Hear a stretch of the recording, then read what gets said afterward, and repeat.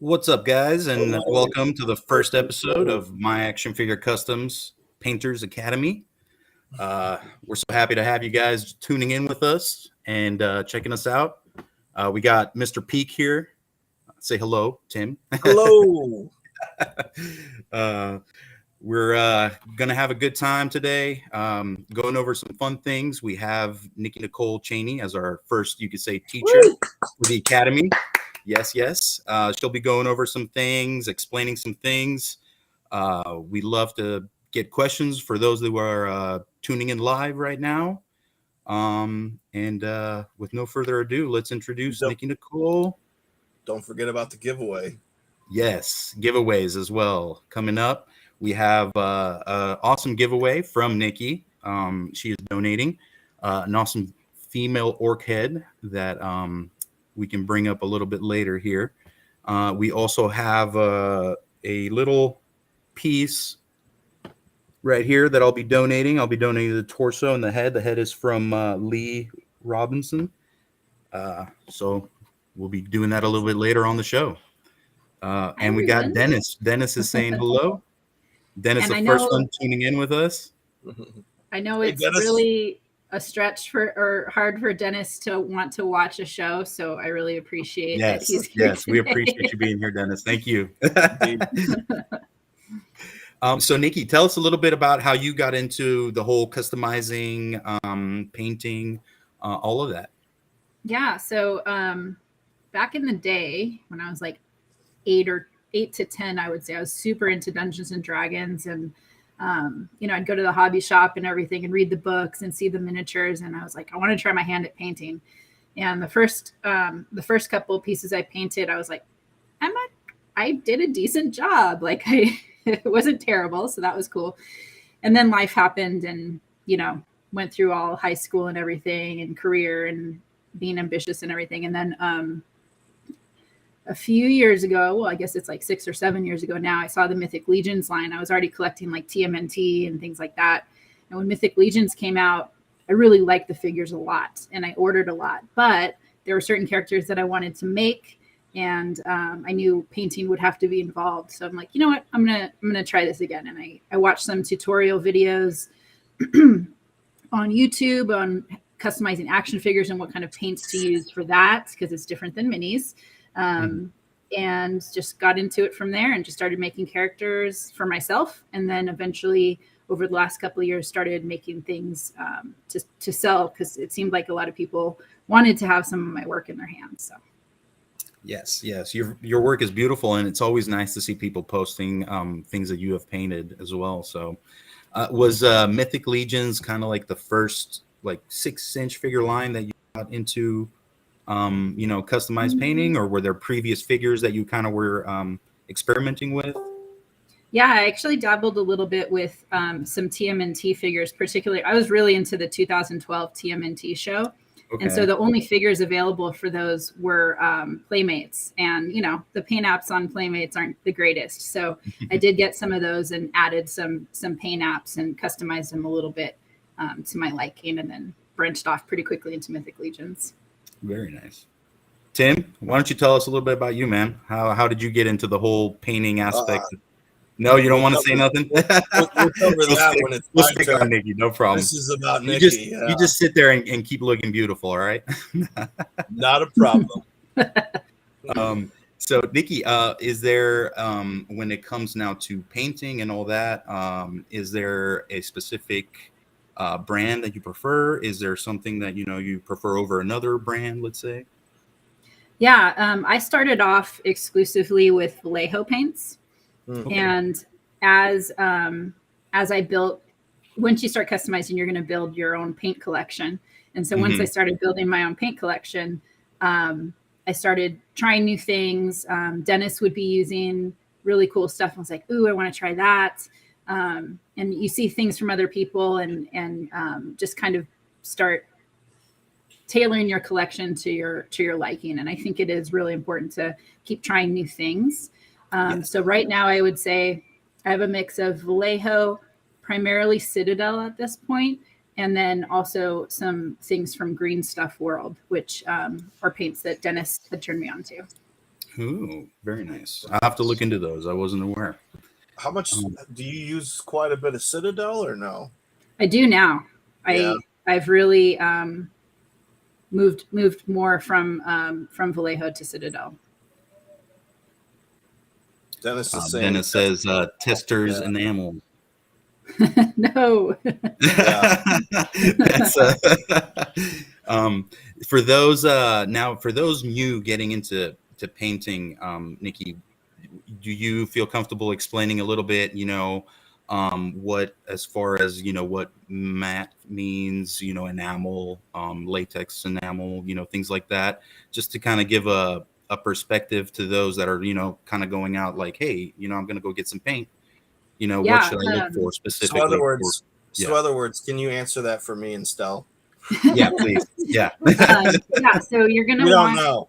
you're going to want acrylic paints. That's a water-based paint that is compatible with the plastic for an action figure. Whereas enamel can be used for certain models or metals. It can interact negatively with plastic and not be compatible in that way. So for example, here is, I'll hold it up to this camera. This is a little paint pot of Citadel. It's acrylic. Something to look out for is a lot of, if you're getting into Citadels, you'll see either like layer or base or technical on the designation here. And that is kind of important to pay attention to. If you're laying down like your first layer of something and you want it really thick, you're going to want a paint that says base. And that is a foundation on which you can build with different layer colors or dry brush colors or washes. So that is important to pay attention to, because if you get a layer of paint and you start painting it, you're going to really quickly realize that you're going to need multiple coats of that paint for it to look good. Anything else, Stelios, that you wanted me to cover on that? Nothing on that. I do have Eric asking a question here. He says that he would love to hear more about the differences between all the paint brands. Yeah, what I found, I have experimented with some game colors and Vallejo. I found that with Citadel and Vallejo, the density of the color per drop of paint is a little bit better than what I found with game color. It's a little bit more watery and can separate strangely when you're painting and require more coats. So I just like the density. With metallics, I found, you can go into a craft store and buy metallic acrylic paints for crafts and things like that. And a lot of people use them to customize, no worries. What I found is that the metal fleck with those brands is a lot larger than if you picked up something like Citadel or Green Stuff World. The metallic fleck is a lot finer, and it looks, it goes on a little bit easier and looks a little bit more natural when you're painting a figure. Very nice. Now, as far as when you do, or do you prime all your pieces prior to painting them, Nikki? Yes, I do. My preferred, and you'll see this when we start painting, of my method of how I start to paint. But when I started off, I was brushing primer on, and that works. But I really quickly moved over to a spray primer. And the reason being is it's a much more even coating, and it'll preserve a lot of the detail of the piece much better. So you'll see as soon as we start painting what that primed piece looks like. I usually use a Citadel Gray Sear or Wraithbone primer, and it's not black. It's usually a light gray or like a bone white color. Yeah, like an off-white, yeah. Yeah.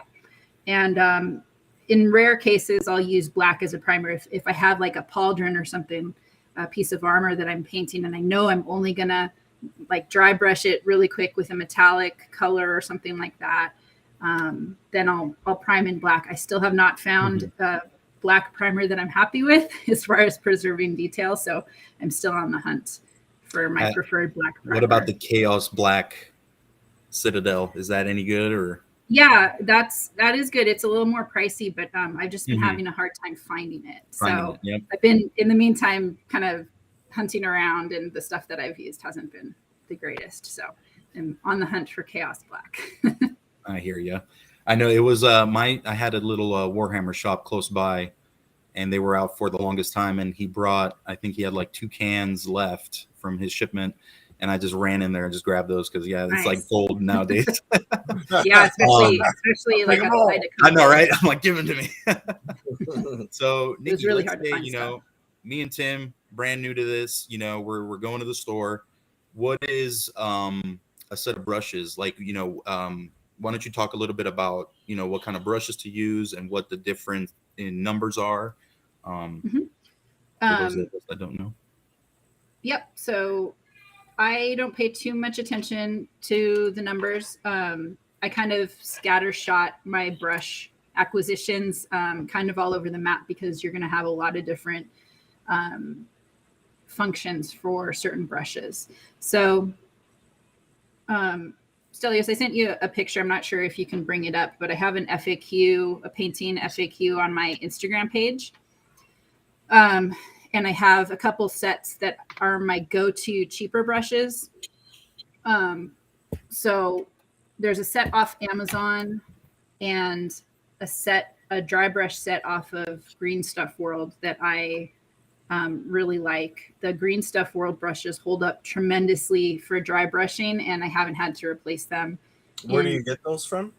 It's greenstuffworld.com. I believe they're based in Europe, so the orders can take a little bit to go through.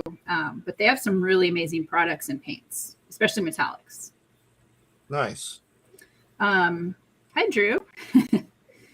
Holy Drew Grubs. What's going on? Oh, Drew is joining us. Yeah. Oh, very nice. That's some questions, I think. So Stelios, can you bring up my my close-up camera? Yes, I can. Let's turn that on right now. Great. So here's a little shot of my painting desk. These are the pieces that we're going to paint today. Hopefully there's not too much lag here. And over in the corner here is my brush rack. Oh, wow. Right here are just a few of my main go-to brushes. Look at her paint rack or her brush rack, and then look at mine. Yeah, well. Yours is way better. Okay. Mine's got like weird faces and shit. And this brush I use quite often. This was gifted to me by Dennis, and it's lasted almost 2 years now. Wow. One of the best. It's a Winsor & Newton Series 7. Oh, yeah. Finest sable. And this just has super smooth coverage. I use it for washes. I use it for just base coats and things like that. My other favorite, and this is part of the Amazon set, is the Artisan Shop Minute Series 12 round. Yeah. And that's a pretty, that's lasted probably a couple years. What was the number on that round? Yeah, I was going to say 40. Okay. And then this is a good one too. This is another Winsor & Newton Series 7. And I can't read the number on that, but this is. So when you're done using those, Nikki, do you put anything on your brushes to like help preserve them? Do you just rinse them really good?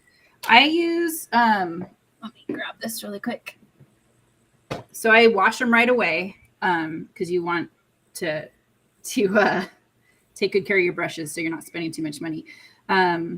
Zombie 13 Customs turned me on to this product for brush cleaning, and it really helps nice preserve your brushes and get the paint out.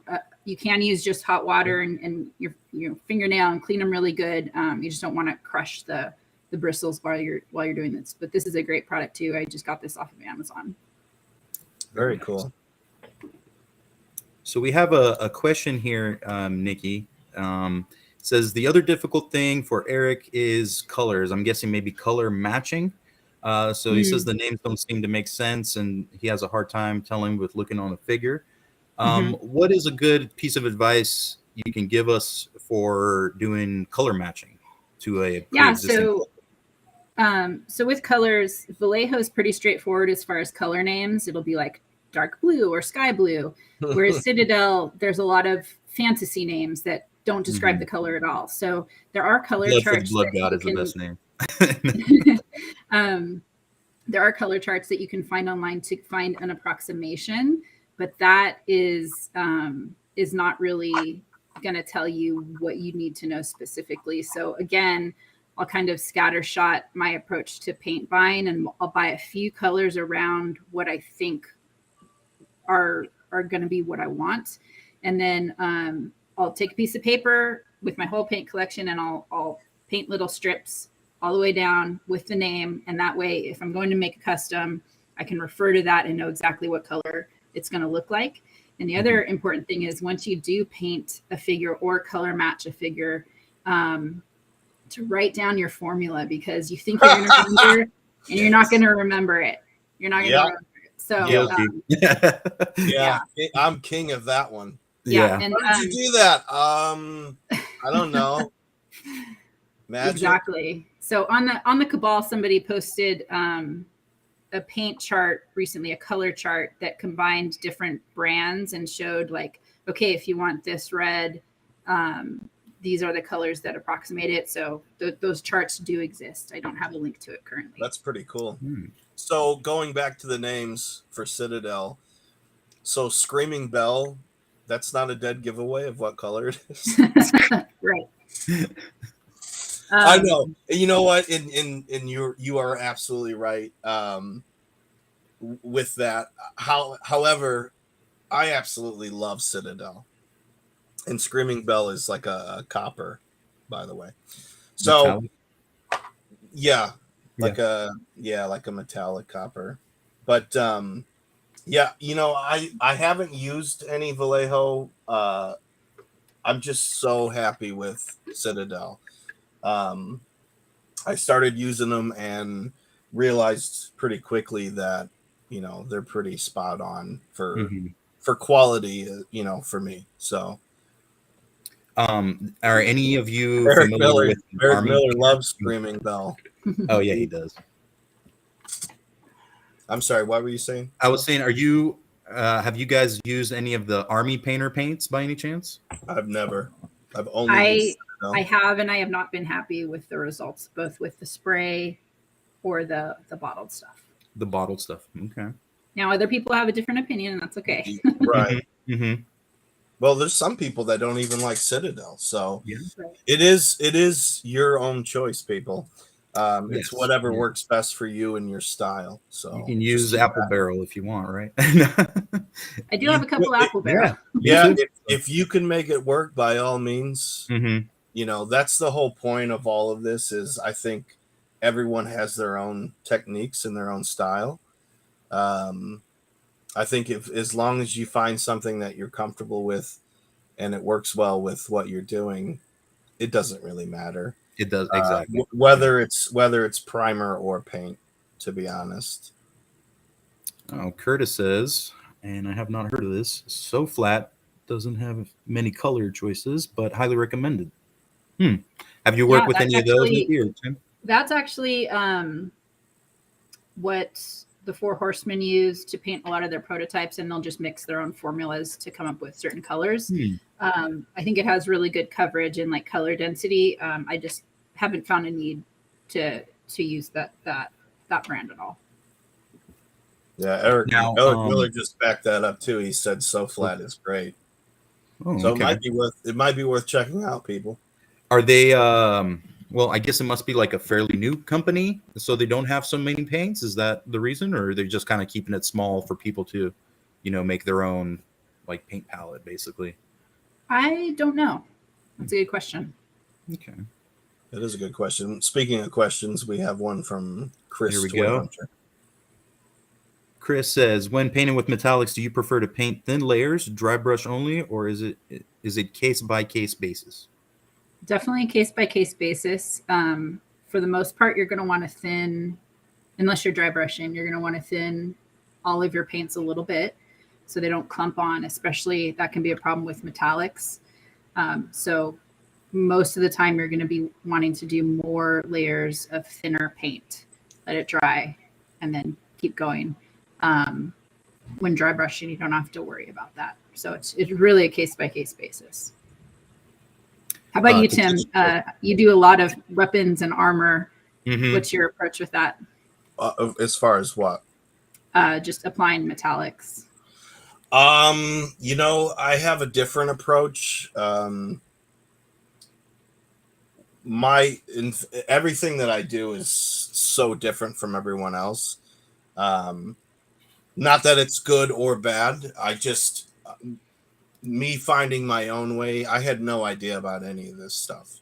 I was pushed and pushed, to start customizing, and so I really kind of just was like, okay, I need to figure it out all on my own to try it. So in doing so, I found my own way, and I'm not afraid to like experiment and test to see what works and what doesn't. That's why, I'm huge about everyone who wants to paint, just find your own way and what works best for you, because one person may be able to use a certain type of paint and another might not be able to. They just might not be able to make it work. So as far as weapons anything along that, after the primer, it really depends on what the look I'm going for. Will depend on what I use, and it really does vary. The spectrum is completely different from one end to the other. So, sorry, And, is that vague? I'm trying to be vague. I'm just, you know what I mean? Trying to touch up a little bit on what Tim said too about, everybody kind of figure it out and, develop their own style. I think the hardest part for a lot of, new beginners painting, 3D parts is taking that first step, is because, they look at it, like, for example, they look at like something Nikki posts or you post, Tim, and they'll want to be at that level, so it takes time, it takes investment, patience, so I think all those are key into, taking that first step into customizing and painting. Don't expect it to look great when you start, that should be your motivation to keep going and pushing until you get to that piece when, it looks great. And you're happy with it, Yeah, absolutely. I think anyone that's starting out, you need to be able to put a little bit of money in just to kind of find your way. Unless you have someone that's, right there teaching you step by step their techniques. It won't hurt to, if you really like a head from, a 3D printed company, buy two. Buy two or three and practice on one before you get to that final one where you're like, man, I don't want to screw this up. I always see a lot of people saying that. Oh, I don't want to screw it up. Buy a double, and if you can't find, go to a garage sale and find like some junk toy for $0.25 and take it apart and try painting a piece of it to see what will work and what what doesn't. So definitely. And when I started out, I might have a few pieces in my collection still of when I first started. And you're absolutely right, Curtis. So let me actually show this piece. So this was an early My Action Figure Customs piece. And the first time, this has a lot of fine detail and really small eyes. And when I first attempted this head, it was okay. I was like happy with it at the time. And then I did this a year later, and it was just night and day. I'd probably painted, hundreds of pieces between that, over that course of that year. And when I attempted it again, and I was just so much more happy. And I also used a lot of different types of paints. So this head utilizes some contrast paints, as well as Citadel. And, at that point I was using more fine detail brushes as well. And so I was just able to make it look a lot better than my first attempt. So definitely practice, and just, it's nice to measure your progress too. Like that can make you feel pretty good too, if as just to watch your skill level improve. All right. Nikki, let's see. There's some comments we should probably tackle. Let's see here. We got a good question here from Brick. He says, has anybody tried paint removers for oopsies and starting over? Oh, I'll tell you what, don't do acetone baths. That's all I can say. Yeah, I once had a mishap with a primer. I was out priming when it was way too hot out, and it caused this really messed up effect where the primer droplets were drying before it hit the piece. And so it caused this like powdery finish all over these. I had like a ton of 3D printed parts and they're all ruined, and I was pissed.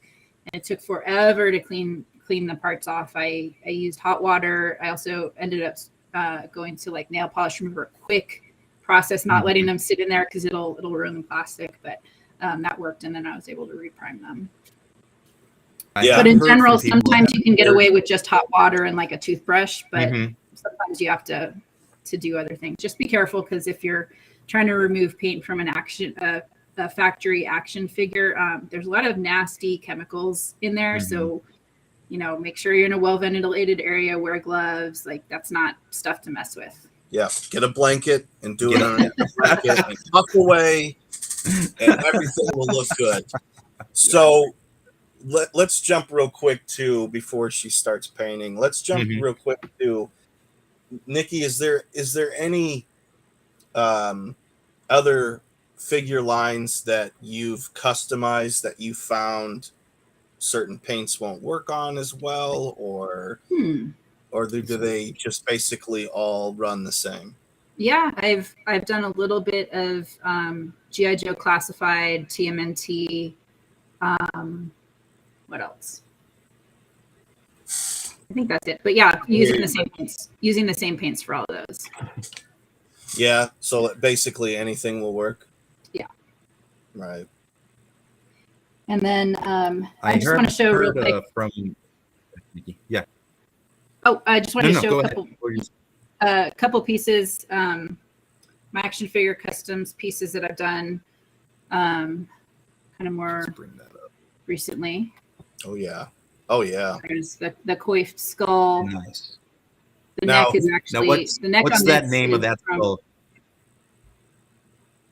They all had names of my action figure. I know they're all named now. I'm like, but they're on this figure. There's a couple pieces from Planetary Dog as well, but the head is that loincloth is really cool looking. Yeah, really good work on this figure isn't finished yet. I still need to paint the armor darker and weather it a bit, but this is like a work in progress.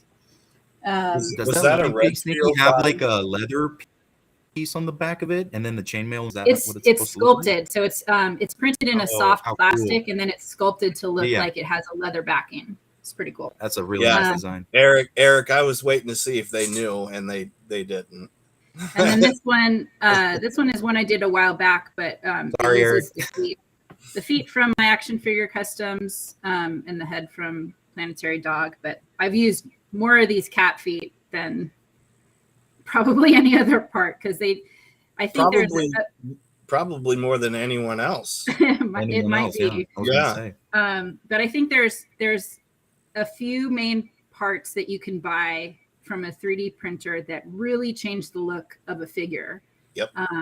So that one is feet, 2 is pauldrons, and 3 would be the loincloth. It can just give it a completely different look. If you're tired of looking at the same parts, it can just really, add some freshness to your collection. Changing out those 3 main things. Can we talk about the stripes on those for a minute? Is that okay, or do you want to cover that next time? Let me grab it again. No, you're all right. So when you go in to do those, are you very cautious at this point because you've already laid down your main colors? Not too cautious. I usually am using photo reference though from like an actual animal. Oh, okay. Right. So I'll have that pulled up on my phone. And then, like you said, I've already put down all the colors and shaded it. Mm-hmm. And so the stripes is the very last thing I'm doing. And it's Okay. usually the most fun because I'm like, I'm almost done. Just Right. gotta get Yeah. At that and point, we're you good. can see the finish line. Right. But it's a process that I actually am less careful with because if you make a happy little accident, you can just make it look like a stripe. Or if you mess up, you can just Right. add another stripe. Or, so that's actually one of the easier parts. But it's interesting when using when modeling after a real animal, because a lot of people, like if you ask somebody to draw a tiger, a lot of people don't really know. They think they know, but they don't really know how the stripes are placed. It's interesting, and you don't really get it until you either draw that animal or you do something like this where you're painting it like, oh, that's actually really different than what I thought the stripe pattern would be and how it's laid out on the animal. The other problem you're going to run into is like, especially with a frog or even a cat, most of the time their whole underside is white, which doesn't really look good on an action figure when the whole front side of the figure is white. So you do kind of have to build in some artistic license with that as well. Yep. We got a good question over here from Tammy real quick. She says, Nikki, how do you blend your colors from one color to the next? Example just showed the tiger color white to orange. Yeah, so a combination of washes, dry brushes, and then you can use something like a palette like this to blend your colors. Or more recently, I've used, hang on one second, let me grab it. I've used this thing called an everlasting wet palette. Nice. I was going to ask you about those too. Yeah, so this is basically, it's a little water sponge and then a piece of like wax paper or something similar. And you put your colors there and you can blend them into the next color and create some really nice gradations that you then apply to the figure. But I actually do a lot of my blending. I'll put down a wash first, and then I'll dry brush. And you can actually create a really cool blending effect by keeping certain colors on your dry brush and going to the next color, and it'll automatically blend it for you. So that's one technique that I use too. But it's hard to describe because it's a bit chaotic. It's like whatever it turns out, that's how it's going to turn out. You can't really control it. Whereas with the wet palette, you can control it a little bit more. Very nice. Thank you, Nikki. That's good. Yes. It's good information to know right there. Nikki, now on the wet palette, a little more information on that. Is that also something, because I've seen it, is it also something that helps you keep your paints from drying? Like, let's say, as opposed to a palette? Definitely. So if you're working out of a palette, they're going to dry up on you pretty quickly and you end up wasting a lot of paint. Whereas the wet palette, that's going to preserve it longer for you. And especially if you're creating blends, you can go back and use that color possibly the next day or even longer. Very nice. All right. Well, how about we get some painting going? I'm ready. Cool. Yeah. So the piece I'm going to be painting today, I did one for myself a while back. And it's this scorn head from myactionfigurecustoms.com. And this was actually, it's a time consuming and challenging piece because you're not just painting fleshy orc parts. There's a whole piece of metal bolted to the side of his face.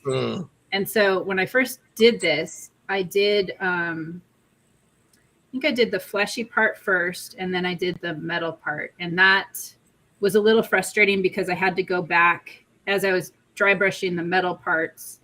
I did have some spillover onto what I had already finished on the fleshy part. And I had to like retouch some of the areas because I got metallic basically on the green flesh. Yeah. So this time we're going to paint it. I'm going to paint it in red this time. There's some of the new figures coming out. A lot of them are red, like a red base body. And so I think people are going to want some more Fury orc heads. So we're going to paint it red this time. And I'm going to do it in a different way. Having learned from my last bout with this head, And I'm going to paint the metal part first, then do the horns, then do the orc. Nice. Very, very nice. So I have a few of these I'm going to do, not all today on camera, of course. Do them all. Yeah. We'll see how far we get. How much time you guys got? We'll be here all day. Typically, it takes me, like your average, 3D printed head, it'll take me about an hour to paint from start to finish. That does not include priming or sealing. This one might take a little longer, but we'll see. So as you can see, I have it primed with Citadel Gray Sear. I have tried priming something like this in black and doing it that way. It's not a process that I enjoy as much. So this is just a demonstration of how I enjoy to paint and how I do it. I like how the details turn out with this method. And I'm actually not going to be using this palette too much today because most of my paints are coming from Citadel. I know some people don't like contrast colors, but I actually use them a lot for different purposes. So I'm actually going to be starting with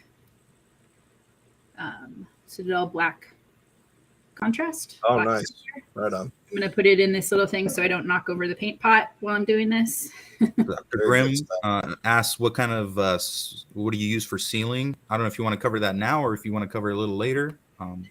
Yeah, I actually was really happy with Tester's brand acrylic gloss and flat paint. However, they discontinued those.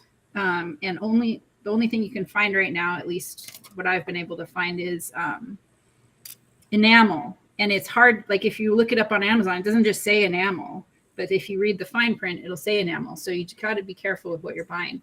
So now I am on the hunt for a better sealer, and Stelios, you actually turned me on to a flat one.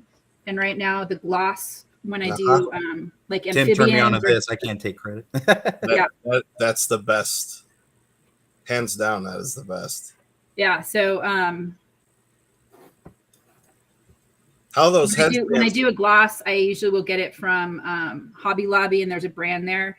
It works really, really well, and that'll give you like a wet look for amphibians and things like that.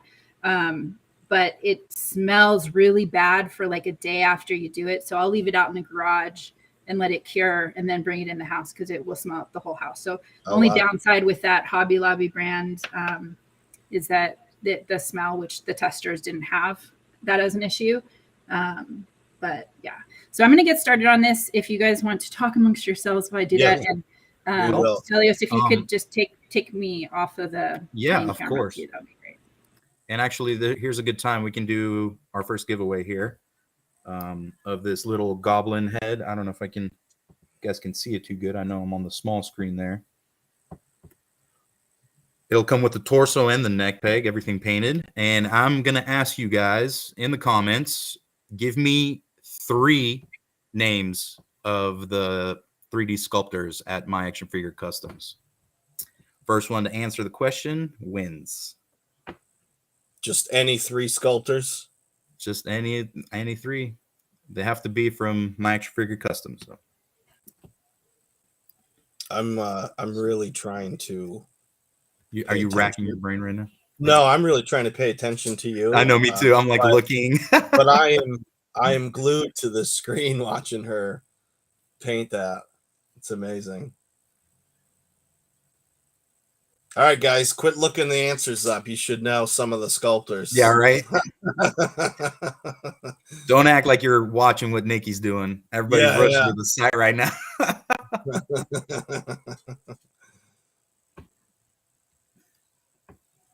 I think she's trying to talk. I saw hand talking gestures. Oh. Nikki, remember that we can't hear you if you're talking with the camera off.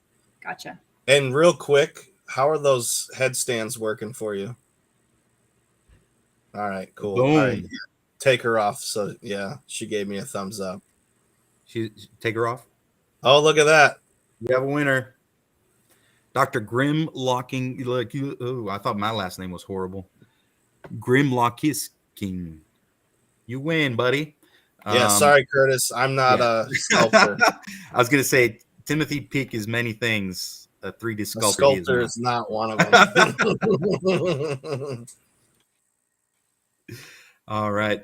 Dr. Congrats, Grimm, Grim. if you are part of my Action Figure Customs page, find me or Timothy Peak or Nikki Nicole if you're friends with any of us, and your address, and we'll send you out this awesome giveaway, man. Thank you so much for tuning in live with us.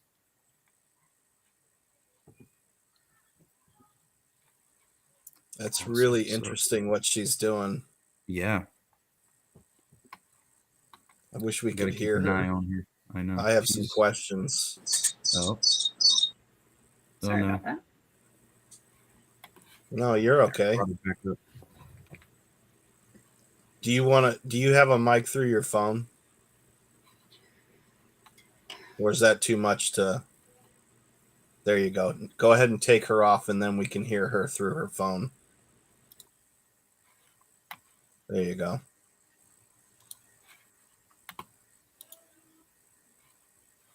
That good, Nikki? Okay, does that work? Yes, Works. perfect. Yeah, gotcha. Okay, So this hang is on really 1 second. this is really interesting with what you're doing. Okay, so one thing I was trying to say earlier is that I had a lot of coffee this morning, so my hands are actually pretty shaky today, Oh, you're fine. which is not usually a problem I have. So I'm using my pinky a lot to stabilize my hand. If there's a painter in here right now who doesn't shake, please say something. Yeah, right. Yeah, exactly.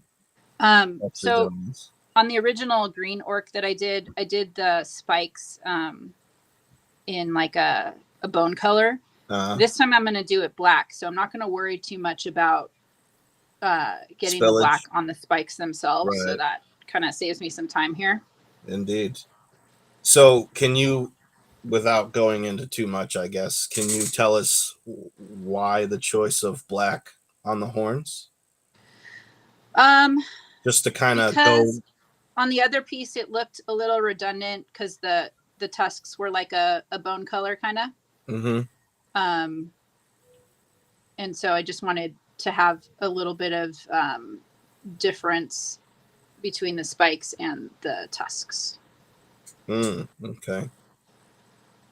And the reason why I'm using contrast for this is because it creates a really nice shading effect. Indeed. It kind of like automatically shades itself when you apply it. And that'll give us a nice base to dry brush a metallic color on top of. You're absolutely right. See, these are things that this is what I was trying to say earlier is there's some things that, you know, you just kind of find your own way. Like that's not a standard, like taught, you know, oh, put some contrast down and then you can, you know what I mean? I've never seen anyone in a video say that. So again, to encourage anyone that wants to do this, just do what you feel might work. Test it out. Go for it. Don't be afraid. Drew, you are absolutely right. I shake without coffee as well. I hear you.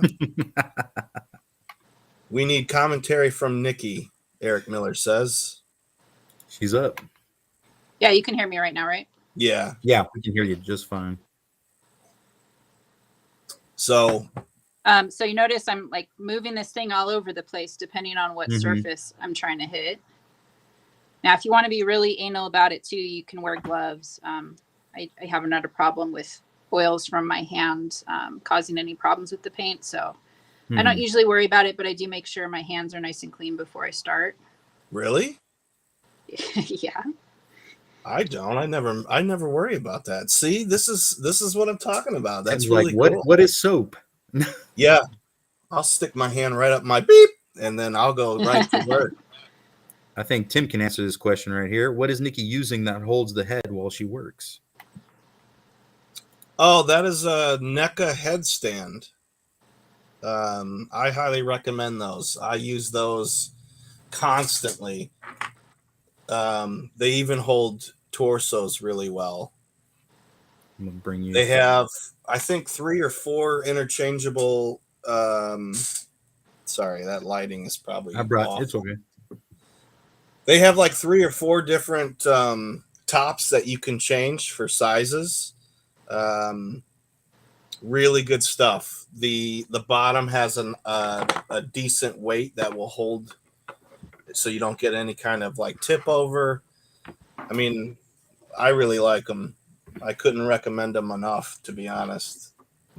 Yeah, this is nice. Tim actually sent me these recently. I had been using chopsticks, and then you just put a little bit of blue tack on the end to secure the piece while you paint it. And depending on your physical ability, some people have a hard time holding on to something as thin as a chopstick without their hands hurting. So this is actually has a wider base, which is a little nicer. Yeah. So. Yep. Curtis, I bought a case of them off of eBay. I would imagine, I don't know how easy they are to get anymore. I'm sure you could probably still find them. They are 3 to a pack. I've seen them at Target, but I don't know if they still have them. Target has them in the collector's area. One thing too, when you're using contrasts, you want to shake them up kind of frequently so it keeps the full mix. What you're working on, it keeps the full mix of paint. You're not using something too thick or whatever. I'm going to go ahead and apply this to the beard as well right now. That's not going to get in our way of our metallics. So I'm just going to go ahead. One of the reasons why I like using contrast too is that the paint does a lot of work for you because it's thin. So you don't have to spend as much time really working your brush on it.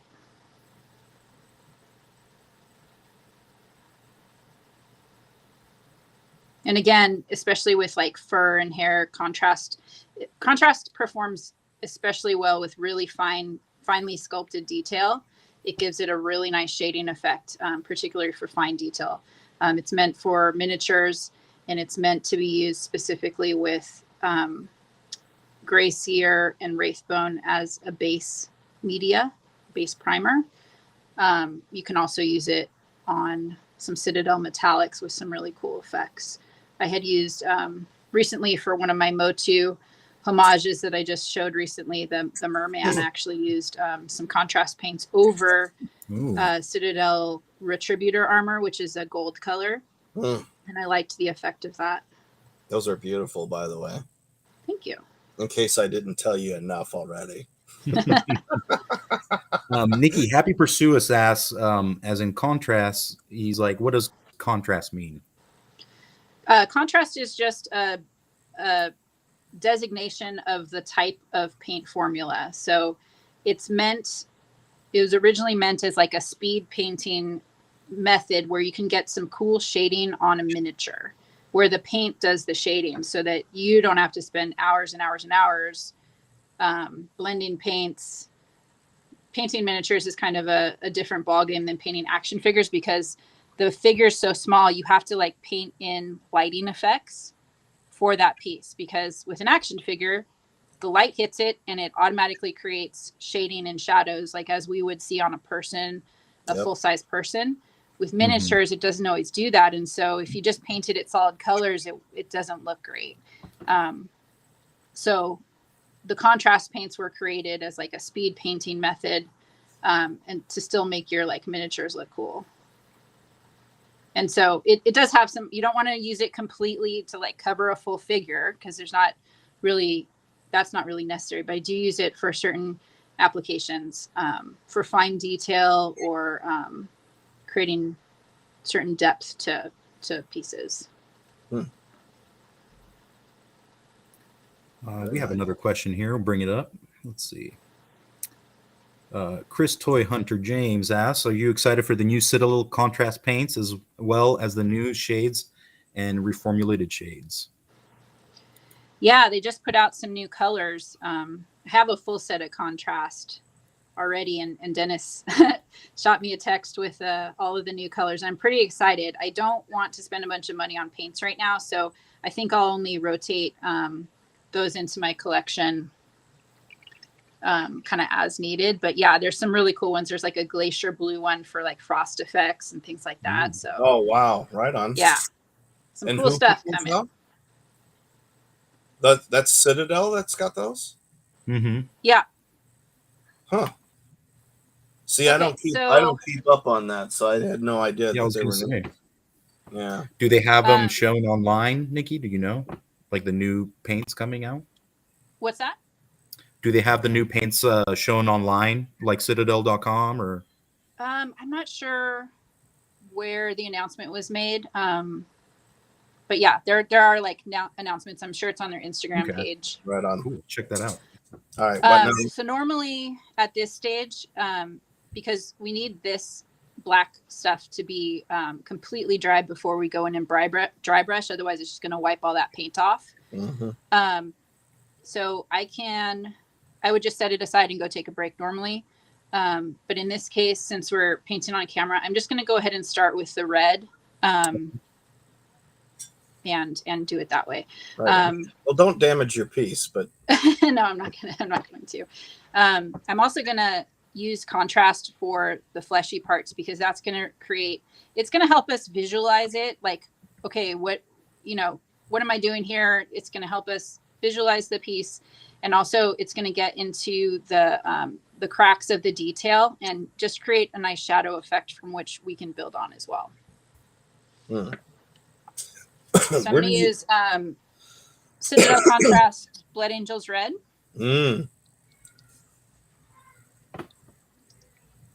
Shake it up.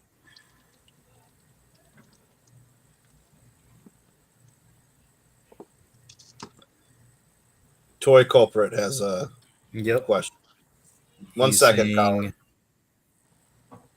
Ever used heat to dry faster your No. pieces, Nikki? Yeah. Nope. No, but she'll hold them out the window as she's driving down the street. Colin. That does it, usually.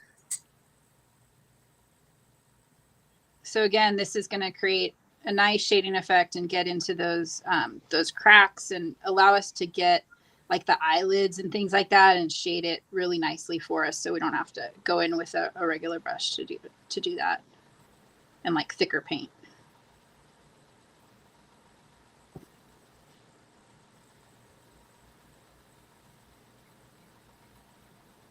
Nikki, I didn't hear you.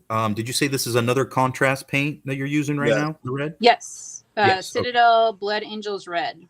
Blood Angels. Okay. You didn't hear her. What were you doing? I'm not listening. Hi, welcome to my show where I don't listen Yeah. to my guests. Just talk. I'll be over here daydreaming. The interesting thing is going to be as we go through this, painting classes with other MyActionFigureCustoms.com artists, you're going to see completely different approaches and techniques. So Eric was saying earlier that he doesn't like using contrast paints. So you're going to get like a pretty good, I keep using the word scattershot approach, but you're going to get a really good breadth of different techniques, and you can kind of pick which ones you want to attempt and what your preferences are.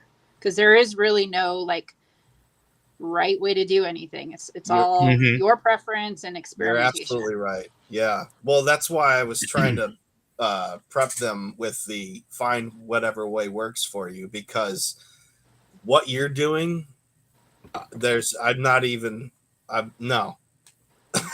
That's not Tim right there. Yeah, you know what I mean? Like Nikki's all professional and I come at it as like a, caveman with, Yep, exactly. no verbal skills. It's just like, bah! Paint good. But fire good. But my technique works for me. So that's why I'm encouraging everyone, if what Nikki is doing looks really complex to you and complicated, find your own way, find a simpler way, or, whatever works best for you. And my way might not necessarily be the fastest way. You can probably get faster results if you prime it in black and do, put down your dry brush metallic on the metal parts and build in your red for the fleshy parts. can probably be faster, but I just like the depth of detail that this way gives me. Yeah. We have a question here from Mario. He says, would a slightly watered down paint of a different brand be the closest to the contrast Citadel? No. So Citadel Contrast is specifically formulated and like experimented to create a really interesting shading effect when used with this specific primer. So you can make your own washes that way, but doing contrast is a different formulation. Mm-hmm. You can do a wash that way though. This whole tower is contrasts and I mean technicals, glaze, you name it. I have Nice. That's four. Cool. Yeah, I have 4 of these. Yeah, I mean what she's saying is right. It's definitely something all in its own. It's not something that could be easily replicated. You might be able to get close, but you're not gonna have that quality. So if you have any interest in the contrasts, just buy some, experiment with them for sure. Yeah, and that's not to say you can't eventually make your own, but if you're a beginner, I would say just steer clear of that. If you're somebody with more experience under your belt and more know-how about like the formulation of paints, yeah, I'm sure there's a way to make your own. It's not to say that it can't be done. It's just more complex than adding water to paint. Mm-hmm. Now, when it comes to shades, Nikki, is there a specific one that you like to use over the other? The shade type paints. Yeah, do you use Citadel shades? I haven't really ventured too much into those. I love the Nolan oil. I do. Yeah, I do use the Nolan oil. That's the only one. Yeah, and then there's the Agrex Earth Shade or something like that. Oh yeah. I like those two. Those two are probably my favorite to use. And the weird thing is, both of those give a completely different effect, especially when you're doing shade. Yeah, the Argax Earth Shade, I love that on weapons because it gives a very faint, almost rust look. But you're not talking about the center of rust where it's like all decayed and you know what I mean. It's the if you look at like something that's rusty, when you look at like the outer rim of it, it's got like that yellowish, like I don't know how to explain it, like just grimy color. Yeah, that makes sense. And that's why I love using both of them. Now, Newland oil I use quite a bit of, so I usually have about 3 of those on. I use that quite a bit too, and we're actually going to use that on this piece too. Yeah, I love that one. The Nolan oil, 3 bottles and back stock easy for me. That's everybody talks about that Nolan oil. I got to pick some of that up. There's a gloss and a regular version. Somebody said, I think on the comments they said about the gloss. It looks great. Yeah, here we go. Looks great on shields and swords. Mm-hmm. Yeah, I mean, if any of you guys have seen my weapons, it definitely has either one of those in there. So that's a staple for me. I love them. A lot of people are like, oh, I don't like using, I just rather use paint. And it's like, well, that's okay if that's, that's your choice. But if you really want to give it life, using a shade can definitely amp that up.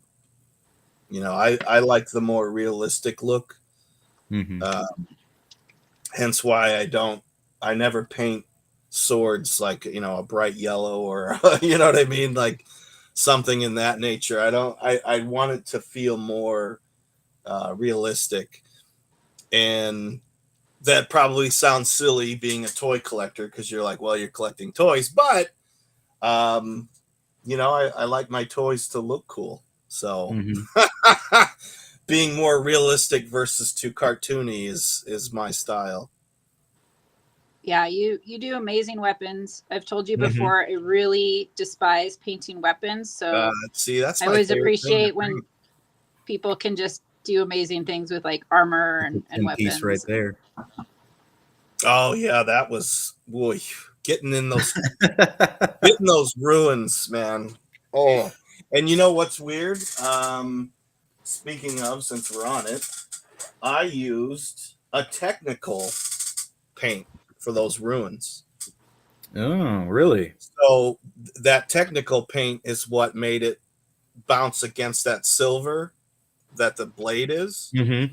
The technical paint made those ruins pop with that color.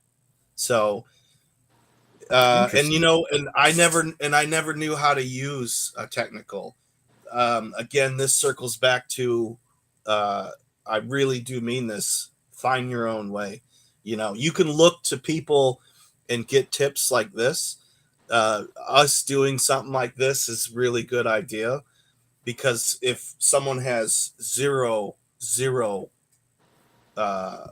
an idea of where to start, this is actually really good for that. But along that way, make sure that you just take your own path and do what works best for you. Grim, that was blood for the blood god that I used. Oh, that paint is awesome. Isn't that the best name for a paint? Yeah, that really, really good technical paint. It's supposed to be used for making something look wet, bloody, but again, you can use it and you can manipulate it to work to where you want it to. I used it against that silver, so it made those ruins in the sword look like they were just like kind of like shining out. So, and that's what I wanted to go for. That sword looks just pure evil. So I thought, it's got to be able to walk on its own, in a sense. Let's take a moment to appreciate the graciousness of Nikki painting. I can't believe how much life she has put into this piece already. You can see it coming together so nicely. She's been painting for what, 15 minutes? I know. Yeah. Now this part's a little hard if there's tusks to get behind the tusk without getting paint on the tusk itself. So if you do get some spill over there, that's okay. We can go back and correct it. But I'm going to try my best to angle my brush to not have that issue. And when you're using washes or contrast paints, you want to end a little bit before the line at which you want to end, because it is watery, and so it's gonna do some work for you. Yeah, It will run on you. Nikki, do you want to answer this question for Colin? He said, "What is a technical paint?" It depends. So, and Tim, you can help me answer this question. It's basically a tool to accomplish a certain effect. So an example is, so there's a technical paint that creates a 3D snow effect. There's a technical paint that creates a 3D rust effect. There's a technical paint that creates a crackle effect for like when you're painting bases of miniatures and you want like a cracked earth look. So it's really, really specific. The word technical doesn't describe one effect that paint does. It's dependent on what specifically that individual is meant to do. Hey, Eric, welcome. Yeah, I think you nailed it perfectly. Yeah, it just really depends on what it is, what kind you're getting, and where you use it. If you're into chaos painting, then I'm your guy. If you want studio, this is how you paint. Yeah, I'm not your guy. Not yet. I'm all over the board. I really am. we were talking about accidents earlier. You know, what do you do? I don't erase anything. I make it work. I find a way to incorporate it into whatever I'm painting. There was a torso that I was experimenting with, and it wasn't the effect that I wanted. So I set it aside and I came back to it later, and like literally I ended up making that into that torso of corruption. And it looked great. It came out perfect for what I ended up turning it into. So I don't really believe in like, you know, erasing an accident. I think you should like try to build on it and learn while you're building on it and making it work. You know, like, okay, I got to watch that next time so that doesn't happen. Because it can be pretty frustrating to try to make an accident work. But, you know, if you have to walk away from a piece, do it. You know, never force yourself to, you know, continue on a piece that you're like, oh, I need to, you know, step away if you have to. Yeah, I had one recently where it was just not my day. I was like super frustrated, and I was feeling that I had to paint to meet a deadline, and what I was doing just was like one mistake after another, and I'm like, you know what, this is just not my day. And so I stopped painting. Put it down and walk away. Yeah. Yeah, exactly. I'm gonna come back to this one. There's nothing wrong with that at all. Nikki, so what I just did over the last like 30 seconds to a minute was I did another layer around the edge of the metal, because I want that to look a little darker, because we want to give it that effect of this piece of metal being bolted on the face. It's going to create like some bruising and you know, some indentation there in the flesh. So we want that to be a little bit darker. So I'm just adding a little bit more. Nice. And just along the edge? Yep, just along the edge right now. What was that question that popped up? Curtis had asked, let me see. He says, how do you get that contrast paint to look so smooth? And honestly, I had the same question. I honestly feel it has to do with the primer, as Nikki was saying. It just looks amazing. It doesn't look blotchy. I mean, it already has great detail on it from what I can tell from my screen. And she's only laid down like, you know, one color. So yeah, it is. Touch up on that a little, Nikki? It's definitely blotchy up here. You can see like the strokes, but that's okay, because we're going to paint over that part and smooth that out. It looks great to me. But I guess in general, I would say the brushes that you're using, just try to get one that's probably, this one is the best one that I showed earlier. It's the Winsor & Newton Sable Series 7. This applies paint nice and smooth. Right. Yeah, those are nice. Dennis told me, he's like, yeah, you got to get those. They're wonderful.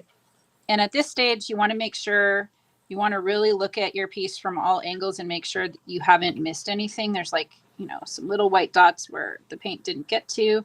So just make sure you do that now so you don't have to do it later. And so that looks good. Now I noticed that your approach on the eye, you did not paint anything on that. Not yet. Just the eyelids. I'm leaving everything else blank right now. But the white that's showing is the primer, correct? Yes. That's one of my secrets for painting eyes, is that I don't want, it's hard to get the paints thin enough without like running all over the place and ruining, or not ruining, but, you know, creating more work for yourself. Right. To do the white of an eye. So I'd rather do it this way, leave it blank, and then paint in the pupil and everything. But for this guy, we're going to do solid yellow eyes. So it's kind of a moot point anyways, but we're going to use a contrast paint, a contrast yellow to shade the eye. And then we're going to go in with a yellow paint to give it, to get it to pop more. But the contrast will create a really nice shading around the edge of the eye. Very cool. So is that a standard for you to leave the primer on the eye and then just Definitely. paint on it? Okay. Definitely, So you never go in with a white and repaint the eye is what you're saying. I won't say never. I'll do that if I have to, like if I got some paint slop on it, which actually might happen today. Right. When we dry brush the red on, I might get some red on that pupil. And if it's too much red to where I think the yellow won't cover it, then we'll have to go in with some white and retouch it. But I'm hoping that won't happen. Gotcha. Yeah. All right. I'll be right back, you guys. Okay. Cool. So I'm just going in and getting any spaces on the beard that I missed, which wasn't too much. And you'll notice I have my little cup of water over here, paper towel. I have a sink nearby. If I'm like, let's say I was going to go from this to painting the bone color, definitely want to dump that out and have clean water for that so it doesn't turn it pink. Anytime you're going from darker to lighter, you want to make sure you have absolutely clean water. You can also have a couple different jars for different like dark colors. You definitely want a separate jar for metallics, because the metallics can recontaminate your paint when you switch to something else. All right. So the next step that we're going to do, and I hope it's had enough time to dry. And I don't know if you can see how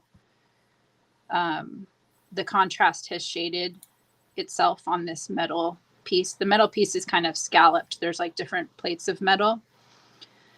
But it is Nikki, shaded can already, you so really I'm gonna quick grab give us the name of the brush. primer again? Yeah, so this Can this you particular piece yeah. with Citadel Gray Sear, and the other one that's like a pair to that works almost equally is Citadel Wraithbone. And you'll notice there's a color chart online that I can post later, but they took and I'm going to let this dry a little bit more, so it's a good time for questions. They took like different miniature bases and they put different primers. So they did Wraithbone, Gray Seer, Lead Belcher, and I think Retributor Armor, and they covered them in the same contrast paints. And there's a whole chart showing what color that'll end up with any given base.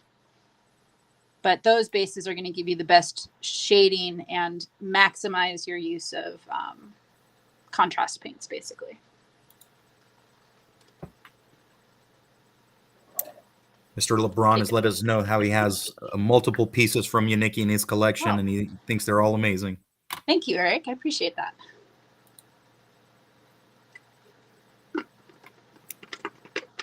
So awesome. And a little bit later, I was able to bring up the picture now. I'll show it. We have a cool giveaway from Nikki, too. So stay tuned, guys. It's this awesome orc head. I know the picture doesn't do it justice, but this orc head will be given away a little bit later on the show here by Nikki, painted by Nikki. So definitely look out for that. Yeah, let me see if I have it here. Oh, it's right here, actually. So this head. This is a piece from Planetary Dog Toys that I painted, I would say at least a year ago. And, you know, there with the release of the Mythic Legions games figures, the video game figures, there's a whole deluxe set for female orcs. So there's going to be a lot of female orc bodies available probably around October, November. So if you don't have one, don't panic. Yeah, right. All right, Sally, so I'm going to take a quick break and I will be back in like 2 minutes. Definitely. Not a problem. Okay. All right, guys, let's go check out some questions here real quick. And for those that don't know, we have Nikki's Instagram. If you aren't following her, it's Nikki Nicole _Customs. Definitely give her a follow on Instagram. She's got some great videos there. going over various things as far as, painting, skin tones, metallics, whatever you're looking for. She has some videos up there on her Instagram page. And then if you guys are looking for some Timothy Peak, he is, at Dharma_employee. So definitely give him a follow and check out his cool things that he has on his site. Okay. And also, we heard from my action figure customs, there will be new parts coming in website. I think they're also going to be restocking some things that are sold out currently on the site. But I heard there's some cool new stuff coming in from Robinson. So definitely keep an eye out, guys. Should be coming out soon here. Let's see. Let's go to the questions here.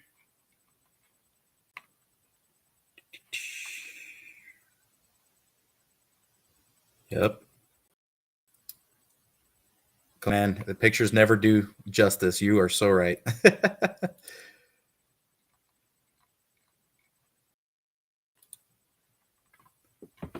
So, showcase. I got my one piece from Nikki that I really love right here while we're waiting for everybody to come back.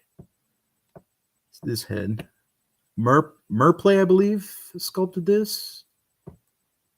But this is actually on the dragon armor, sculpted by Lee J. Robinson, which I think it's currently sold out on the site as well. It's a loin piece, torso, and pauldrons.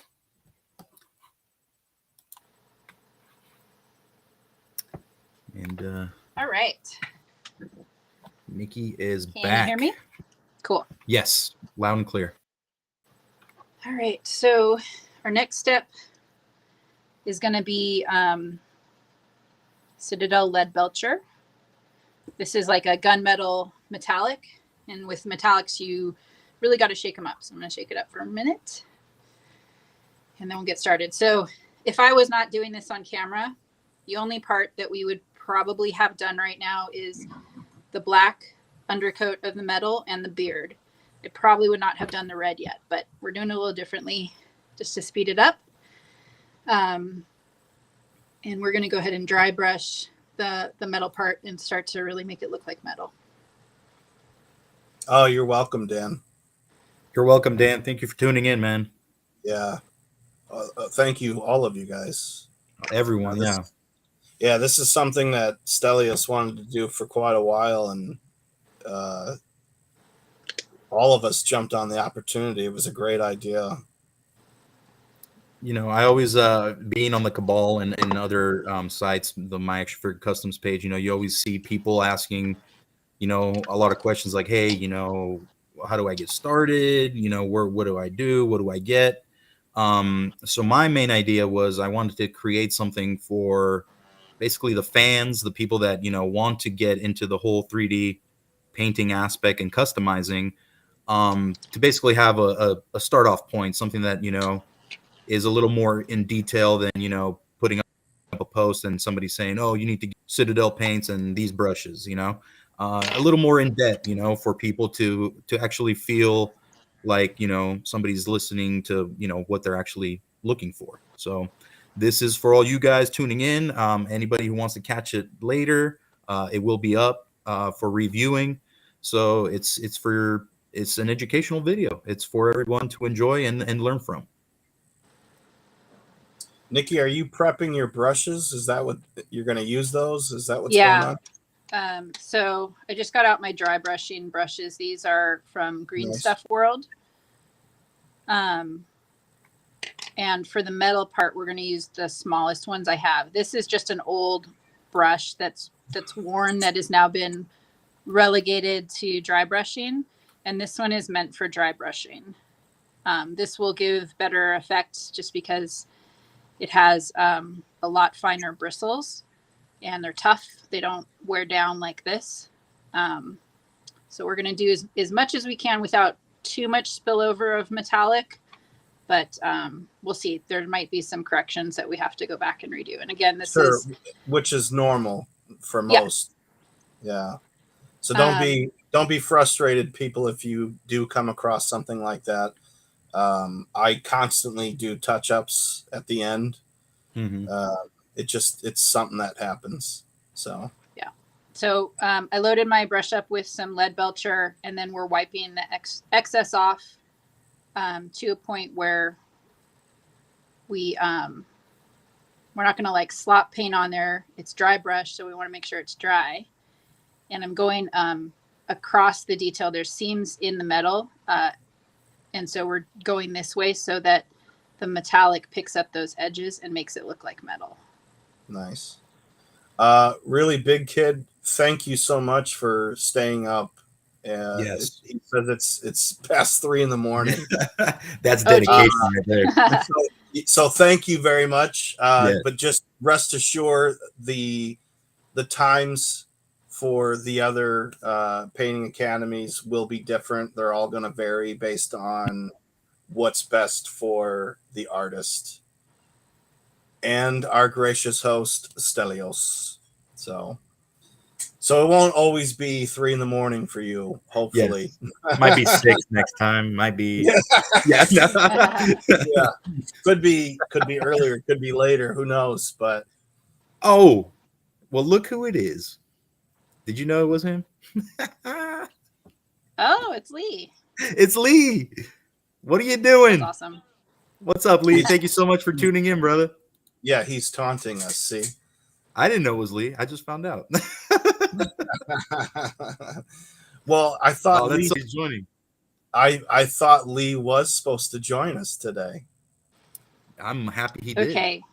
Oh, like live? So Yeah, I thought so. I thought he was gonna come in, but he's gonna cry about it being 3 a.m. So He'll be back. He'll be back. he probably doesn't want to put on a shirt either. Nope. So for small areas of metal like this is where the quality of the metallic really makes a difference. If I was doing this with a cheaper metallic paint with a larger metal fleck, it's not going to look as good, in my opinion. Now, if you're painting like large swaths of armor, a uniform color, that's a different story. But for this, you're going to want a higher quality metallic paint, like from Citadel or Green Stuff World. Right. And not to mention, because there's so much detail in that one piece that you're doing, the fact that you laid that contrast down, you're absolutely right. It really worked so good as like a shading. It is amazing. Yeah, looks good. So lead belcher is going to be kind of our overall metallic color, and then we're going to go back and do like a little bit of edge highlighting with a lighter color called Runefang Steel to pick up the edges a little bit more. But yeah, so far that is where we're at. That looks great. Looks so good. And I'm not going to put this in water yet because I'm still going to use it. Oh, okay. So you won't rinse every time. You'll actually leave it. Not for dry brushing because Not for the dry brush. that'll then get you doing wet brushing. Yeah. No. That's why I asked, so people know. Yeah. Some people might feel like, oh, I've got to rinse my brush every time. Yeah, That's and not then necessary. we're switching now to do some edge highlighting with Runefang Steel. This is much brighter. I love that one. That's a so- good one. Yeah. Get in there.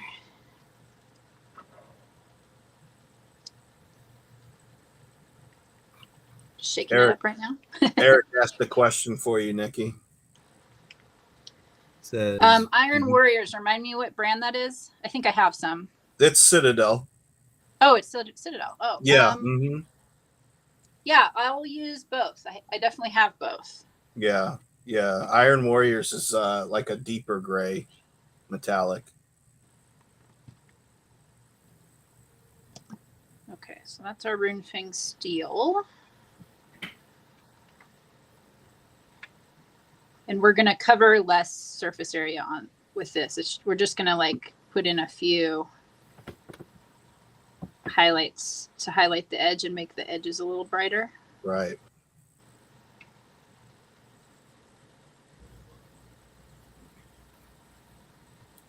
That's beautiful.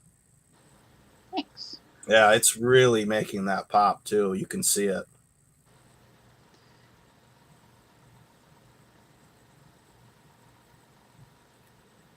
Now with the horns, you said that you're going to go with the black. Yep. Will you The reason. Mhm. will you use a contrast or will you use a base or layer? I think I'm going to use a contrast and then see where that gets us. Gotcha. Yeah, and the reason why I didn't do them black yet is because I knew there was going to definitely be my brush strokes hitting it. Mm-hmm. And so if I painted it black, then I'm going to have to go back and paint Right. it black again. Right. So I'm hoping to avoid that. Yeah, definitely. That's good advice for anyone painting as well. Really look at your piece and see. Try to gauge what will be harder to get to if you start, say, at another point. So for her, she did that plate on the side of his face because she knew trying to tackle that after painting the skin would be a nightmare. So Okay, so we are back to Citadel Contrast. And for this part, I want a brush where I don't have to do a million strokes to apply it, but I also don't want the brush to be too large where it's just going to drip black all over what I just did. So I'm going to go with this one to start. This is, again, Winsor Newton Series 7. And I don't have, it doesn't have a number designation on there, but it's a pretty fine tip, but also has a lot of volume to the bristles. So it's going to pick up more paint, but also that tip is going to give me control of when to stop. now, do you prefer the brushes with the longer tips or do you have any with like a short tip? It looks like you have one laying there that looks pretty small, like thin. Yeah. That one. Yeah, I usually for like details like eyes and things like that, I'm going to use something with a shorter bristle bundle, Right.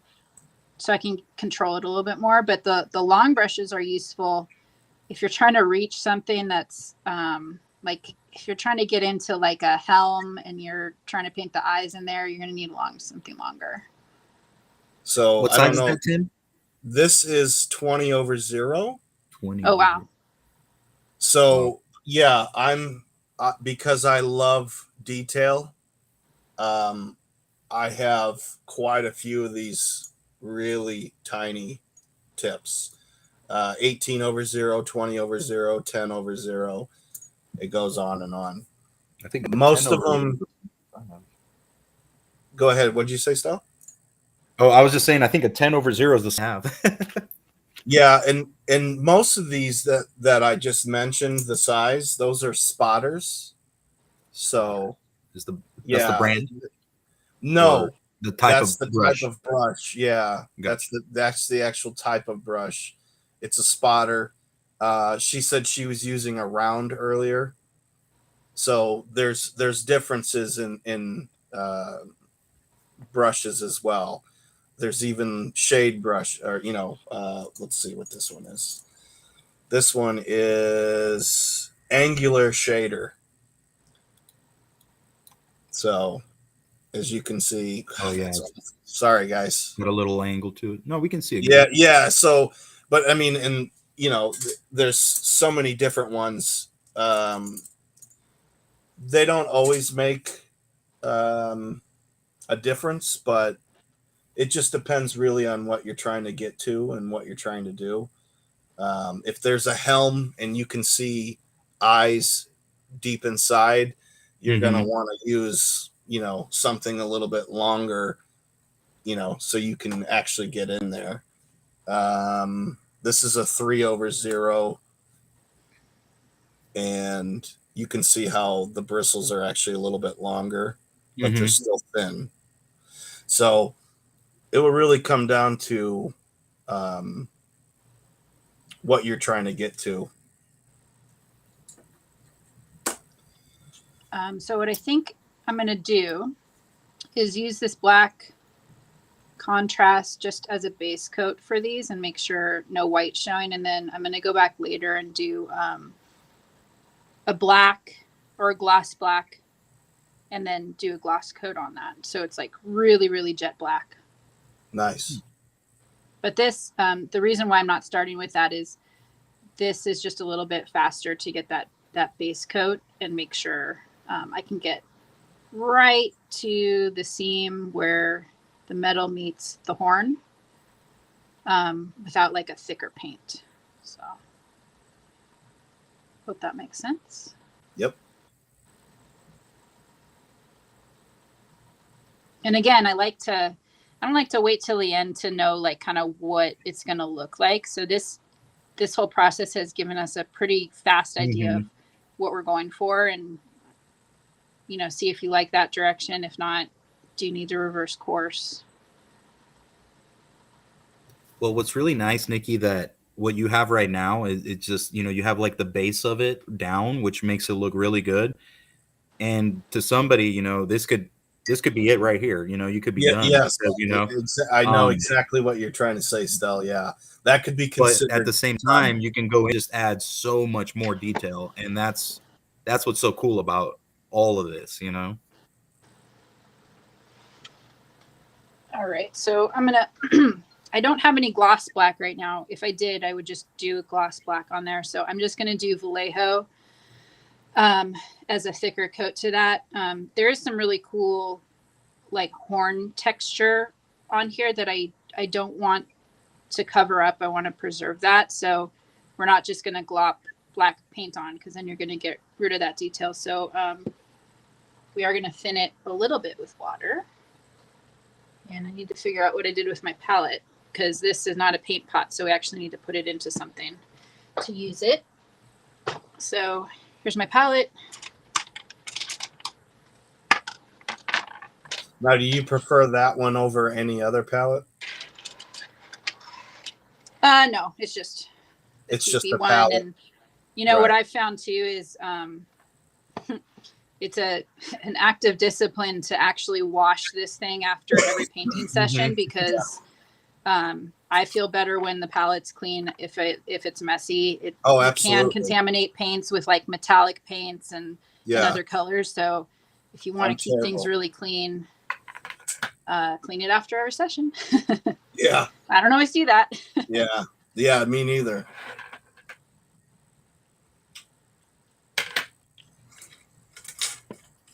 All right, so we are going to use the same brush. I'm going to get a little bit of water. I want to make sure that this paint hasn't been contaminated with metallics or anything like that. It's just a dark water. So we're going to just kind of blend it a little bit, bring it up so our thinner paint is up here. And you don't want to load up the brush too much. So do a little dab on the paper towel, and then you can run with it. And it's not too runny. Very nice. So Eric Bachman, did she cover your question there? What brush on gloss coat do you use? I'm pretty sure she just covered that right there. Oh yeah. Brush on gloss coat. Let me see if I can grab it. So this is the one that I have been using that was available. The tricky thing with this is you need to let the paint dry for 24 hours before you use it, or it can wipe some of the paint off. So this is like a use with caution. This is what I'll go in to give a gloss effect to like mouths and tusks and eyes, and things like that, when you don't want to use a spray to do the whole thing.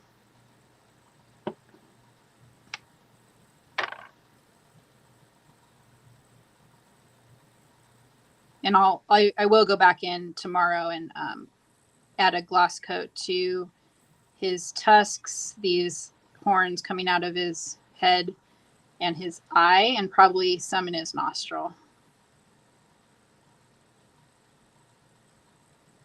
If you just add gloss to the eyes, it'll bring a lot of life and realism to your piece. Eric Bachman said that they don't make that anymore. Question. Oh, lovely. So I'll need to find a new one. That's sad. I thought Citadel had something that was pretty close to that.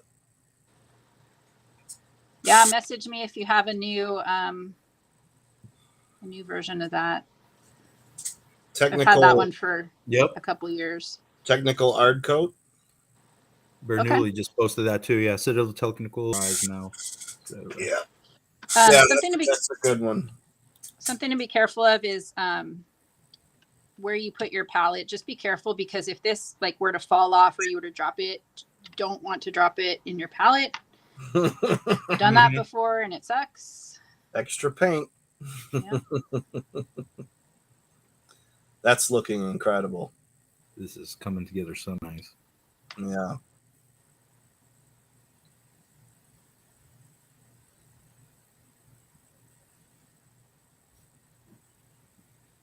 Well, we can't thank you enough, Nikki, for doing this. Yeah, I'm happy to do this. Yeah, we know everyone's pretty busy, so we absolutely appreciate it. We appreciate you taking the time to do this for sure. Thanks. Appreciate all you guys doing that as well. Because I don't have the technical know-how to run a show. I think still a little elbow grease. A couple of things we got to work out still, but for the most part, I think it worked out good. Yeah, you're fine. First day of class. First day. Right. We had a couple of students tardy, but it's all right. I noticed that. Yeah. You know who you are. Taking naps. We see you in the comments. Sleeping in. I wanted to sleep in.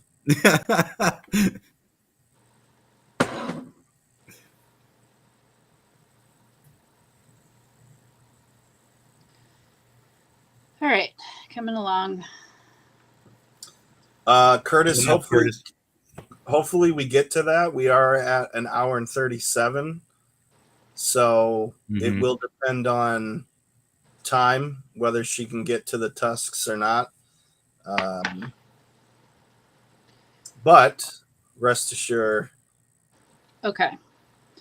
So now the question is, do we do the overall red of the face, or do we want to do the tusks now? So decision point. If I do the tusks now, I'm going to use some skeleton horde contrast on the tusks to shade them. And then I'm going to wait for that to dry and then dry brush them with a bone color. So that's one option. I will get some spillover potentially from the dry brushing of the bone color onto the skin. So that's one option. Right. Or the other option is to do the dry brushing of the face. I'll probably definitely get some spillover of red onto the tusks. So I think I'm going to do that first, because I need to retouch the tusks. Yeah, just do what's best for you in the piece. Sorry, Curtis. Next time. It's going to have to hold it a little longer. Yeah. But yeah, we'll see how quick we can do it. Okay. So I'm going to start. For dry brushing, it's usually best to use a base color. So I'm going to do Mephiston Red. Nice. To start. Love that one. For best coverage initially. And I'm just shaking it up.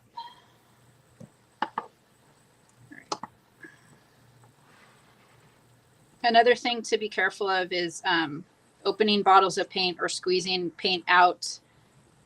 Just make sure you're not splashing it on your piece. I've had that happen and it sucks. Here, Nikki, before you start, have you ever used something like this? One of these? I see that you have your nice. Your 3 there. But I noticed that you were like holding it to like kind of get it in there. Yeah, it's a tight fit.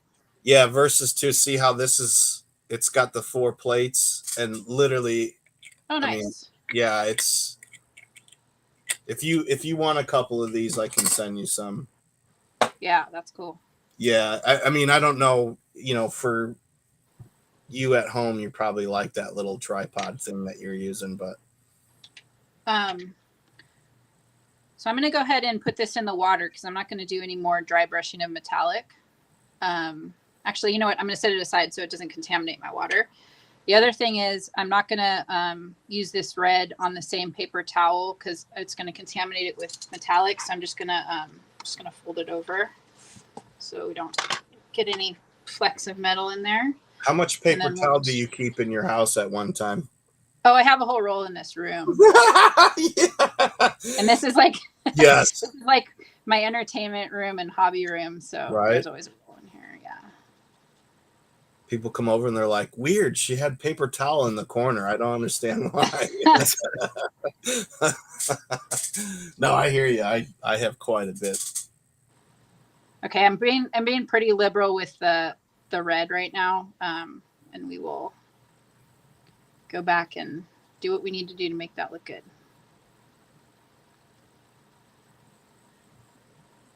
And try not to get it on the metal.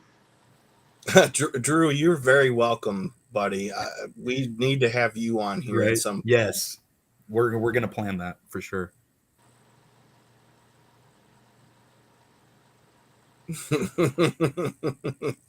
That is true, Eric. Only painters get it.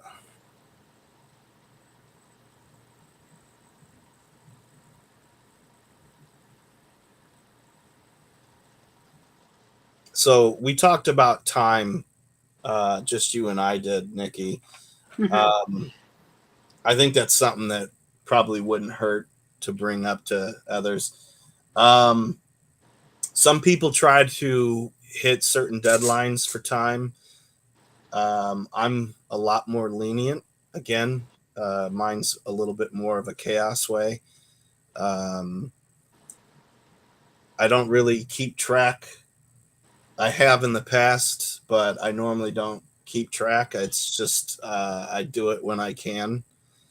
If I need to walk away from a piece or a custom, I will.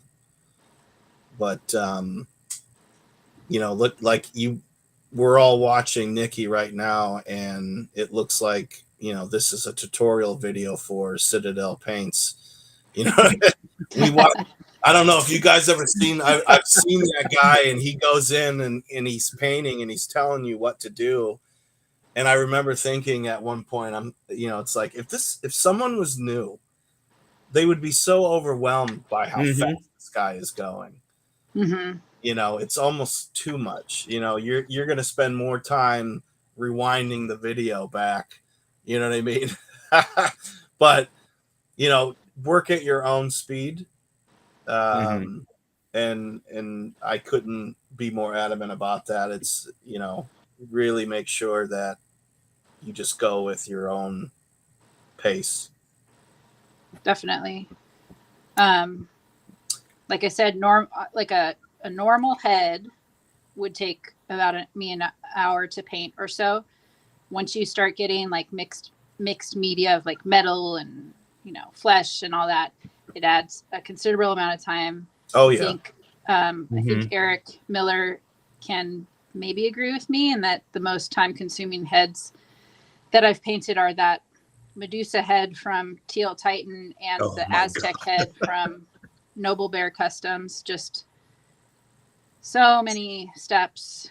And by far, painting heads or parts is one thing, but if you're putting together a full custom figure, that's a whole other ball of wax. It takes way, way, way, way more time because you have to seal things at different points, which causes you to stop and need to take it into the garage to seal and wait for it to dry. And then, we talked a lot about order of operations for a piece like this. So now extrapolate that to a whole figure. Like, what order do you do things in? Like, that's a whole other, it's just very time consuming. So if you see people selling full custom figures, be kind to them because the price they're asking is probably way under what the amount of time that they spent on it was. Easily. Yeah. I'm even guilty of that. The first time I saw a full custom for sale and I was like, are you kidding me? There's no way I'm going to pay that. And then I started making customs and you're like, makes sense. That was a steal. I should have jumped all over that price. Hold on. There was a question from Eric LeBron. Eric asked, what was the red contrast, or what is the red contrast paint you're using right now? So the contrast I used as the base coat was Blood Angels Red, and then this one is Mephiston Red. Mephiston Red, so that's the one right now. Yeah. We're actually doing a pretty good job of not getting it on the tusk. Yeah, it doesn't look like you're actually having any kind of spillover. So you can see that you even more, that base paint smoothed out any brush strokes we had from the contrast pretty well. Mhm. And this, keep in mind, for dry brushing, you're going to ruin some brushes, quote unquote, ruin some brushes. So this is a brush that I'm actively like ruining right now. And it is now like a designated dry brush. Right. So I'm like smashing the bristles into this basically. But that doesn't mean throw it away. No. Mm-mm. You're going to want to keep it. Definitely. Some of those, when they get those curls on the end, let me see if I can find one. A lot of those, this one's not too bad. So these two, you can kind of see how they're really funky, right?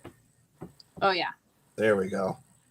So these particular types of brushes, I will actually use on weapons and shields to give that chipped paint look, to add to the realistic feel that I'm going for. So you use those brushes, and once the bristles you think are toast, don't throw them out.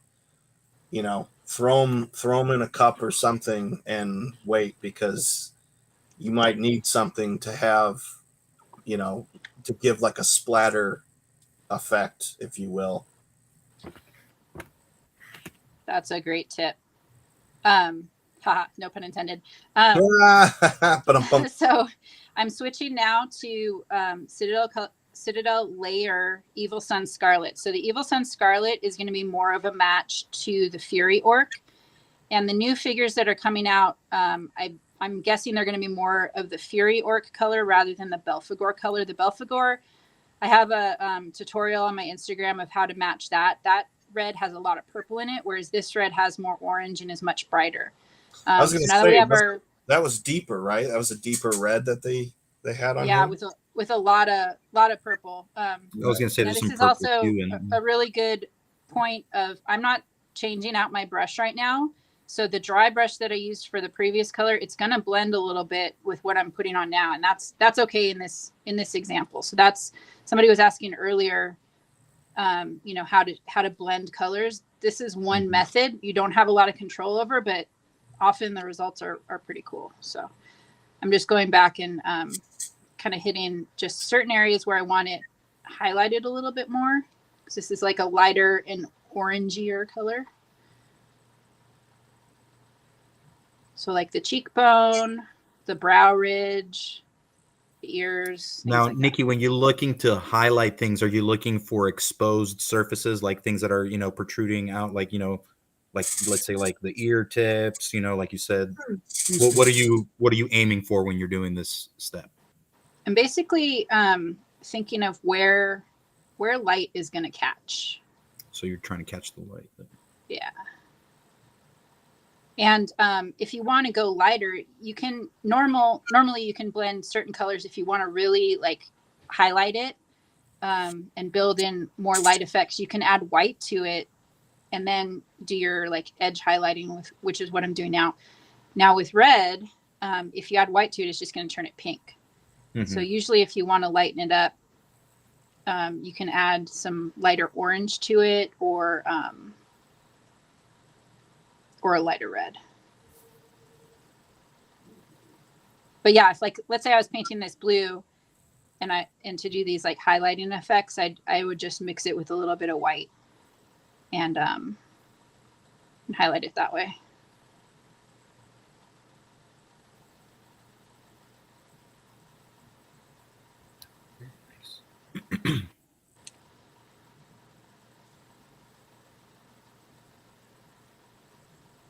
I'm really hoping we can get to the tusks and the eyes here. Look at that. She's looking out for you, Curtis. Yeah, I am going a little faster than I normally would. So I know. I was gonna say. Well, really, it's your call, Nikki. I mean, you're the guest, so It depends on how much time you can give us. We're hour and 50 minutes right now, so. Okay. Yeah, I think we can do it. Okay. I am pretty happy with that. So let's do our tusks. So I have contrast skeleton horde as our base coat. Absolutely love that one. This will help you paint mouths a lot quicker, and also get some of the finer detail. I'm going to leave this brush out just in case I want to go back and use it at the end here. Reynolds says hello, Nikki, in case you didn't see Hello. that. Do you ever use Dark Oath Flesh contrast? Yes. Yeah, that's a good one too. It's got a red in it, but I actually quite like it. So this is nice too for like horns and bone, especially if there's cracks in that surface, because it'll flow nicely into the cracks. Mm-hmm. Also create a shading effect towards the base of the tusk or the bone. Mm-hmm. And if a little bit gets on the skin, it's okay. It's not going to totally change the color. It's just going to give it like a darker shading right where it comes out of his mouth. So it's okay if a little gets on there. And it reacts really well with the white primer. Mm-hmm. Yes. Instead of laying down a white paint to catch that skeleton horde. Yeah, that works really well. It also works really well against the Xandrite dust. I haven't used that paint before. Oh man.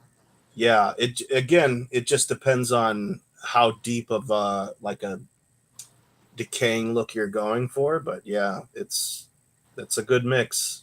Take notes. Okay, I'm going to ask another question about the Xandrite dust in a second, but I'm going to add this color also along his lip to darken it up. Looks like we need to add a little red there, but I can do that later. So tell me more about the Xandrite dust. Is that a technical paint? No, it's actually a base. So okay. It's, I don't know how well you can see it, but it's like a tan right out the get-go. But for some reason, that skeleton horde and the Dark Oath flesh or whatever it's called, both of those react really well against that. So again, this is where it comes into experiment, people. You know what I mean? You gotta take some chances, because otherwise you're not going to know. You know, mixing those with the Xandrite dust. Curtis asked Nikki, do you go darker on the bottom when you're applying the contrast? Yes. I'll add another, once this dries, I'll add another layer a little bit at the bottom to give it a dark shading effect where it's coming right out of his mouth. And I also added it as shading around the mouth and the lip, just to give it a little bit different color. I'm going to go ahead and add some to start on the eye a little bit. So Nikki, can you say the name of the paint again for Nick? He was asking what that paint was that you just painted. For the tusks, skeleton horde. Skeleton horde. Yeah, it's a contrast. Contrast, yeah. And then this, I'm going to do Nasdreg yellow for the eye. Yay, we'll definitely go one that I have. We're definitely going to have to go in and add like a regular paint yellow to make it pop. But the function of this is just to kind of block out that space and create some shading on the eyeball itself, making it darker around the margins.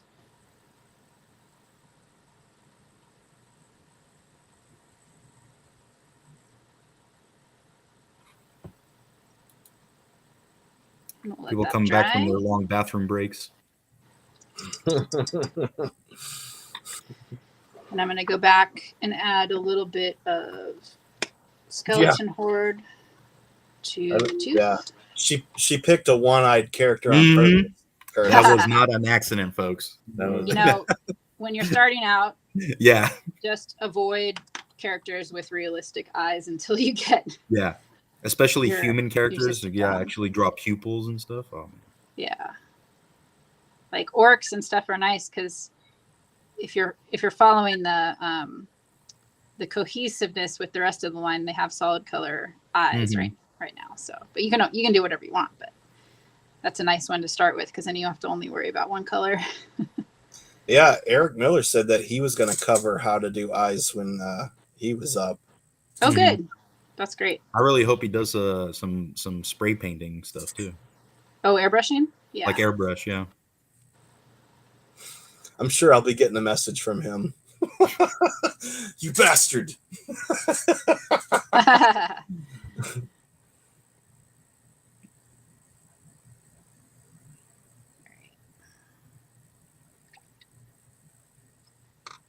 Okay, so I'm going to give the tusks a little bit of time. I'm going to go back and just do a little bit of red over what the skeleton horde that I added to the mouth area. I'm just going to do a little bit of dry brushing around that.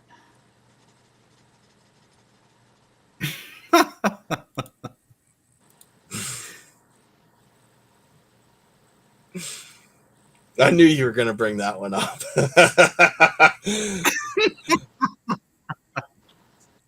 Yeah, Eric, you don't remember? According to Tim, it's canon. Right. Yes, exactly. That's right. So we're approaching the 2-hour mark. How did you guys want to do Nikki's giveaway, Nikki? Ooh. And please don't feel the rush. You don't need to finish Yes, the part. no rush. Yeah. Oh, me? Yeah. Up to you guys. Whoever's in the chat, just pick one. Stell, your show, my friend. Should we? Let's see. Let's think of something creative here. We already did the artists or the sculptors.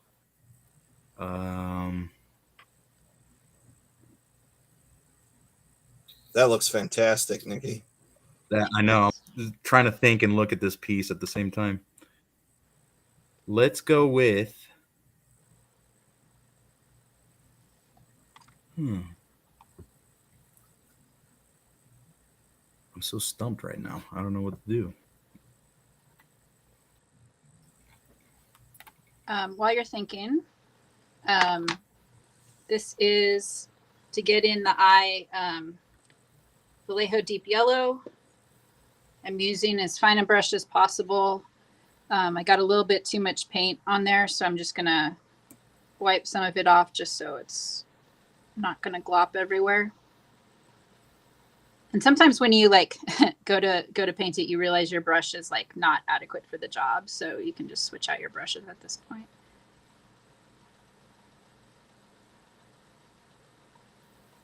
All right.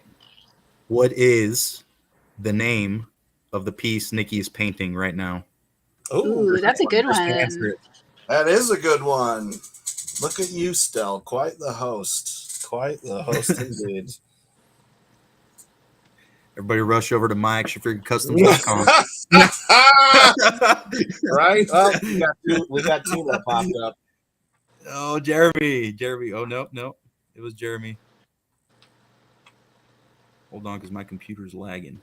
No, he did come up first. Jeremy, yep. Jeremy Bollinger.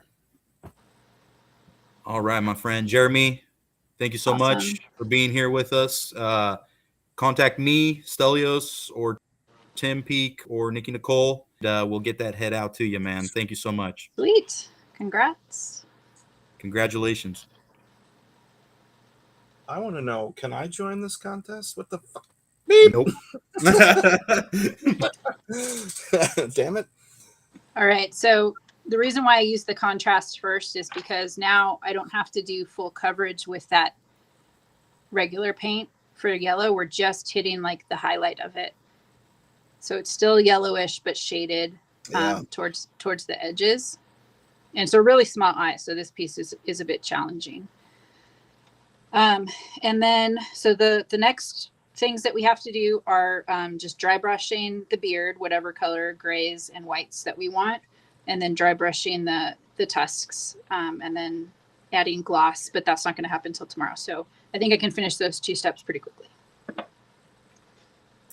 Very nice, guys. How awesome that we were able to see something from start to finish, like with Nikki. This is just great. This is so amazing. Yeah, you'll never get that with any of the other artists. So Yeah, suck it up. this is like, you know. Suck it up now, people. Yep. All right, so I am using some Vallejo blue gray. Oh wow, nice. For the beard? Yeah. Nice. And again, we don't want to contaminate it with red, so I'm just going to flip that over and use a new brush. Probably going to do something like this. Something about that size.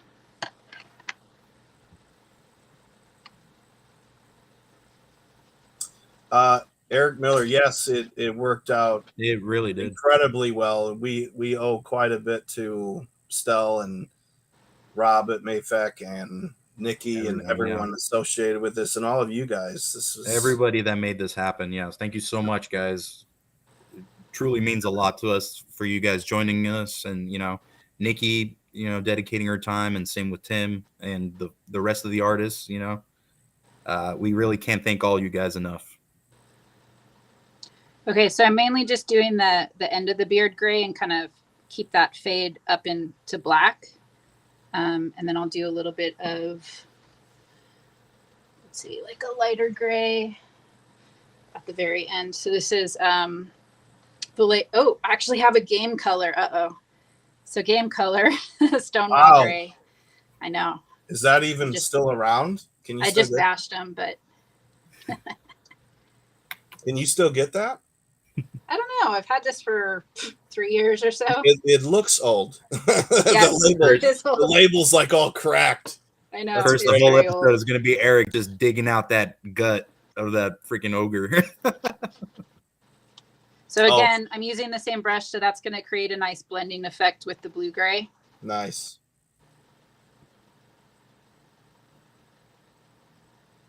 And you can do white at this stage too.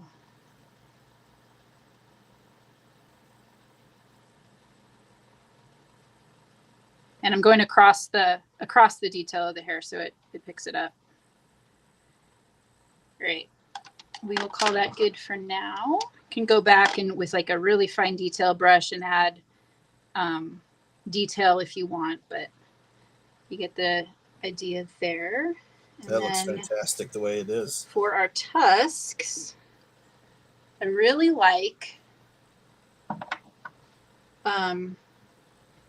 Citadel Ushabti bone and Citadel. Citadel. You heard it here first, folks. Citadel. Citadel Morghast bone. So the Morghast is going to be a little darker. The Ushabti is a little lighter. So I'm going to start with the Morghast. Nice. That's Morghast bone, correct? Yep. Another one of my favorites.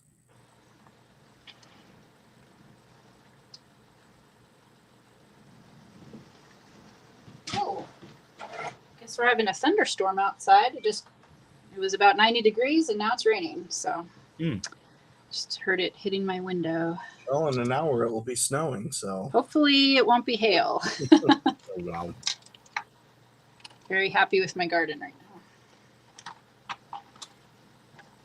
All right, trying to select the correct brush for this part because one is contaminated with red and the others are not small enough. Okay, I'm going to use this one. Yes, Lee, I agree. It will be Shitadel forever now. That was Yeah, this brush sucks. pretty funny.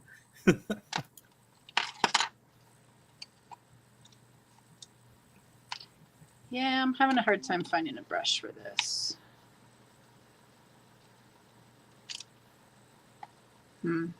That's okay. If you don't have one, don't worry about it.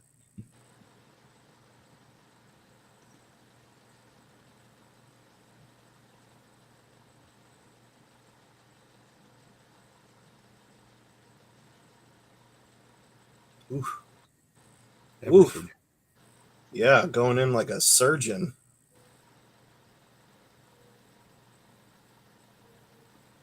No spillover? Not yet. That's impressive. That brush looks too big for that. Yeah, it is. Yeah. Call me impressed, because that's, yeah, wow.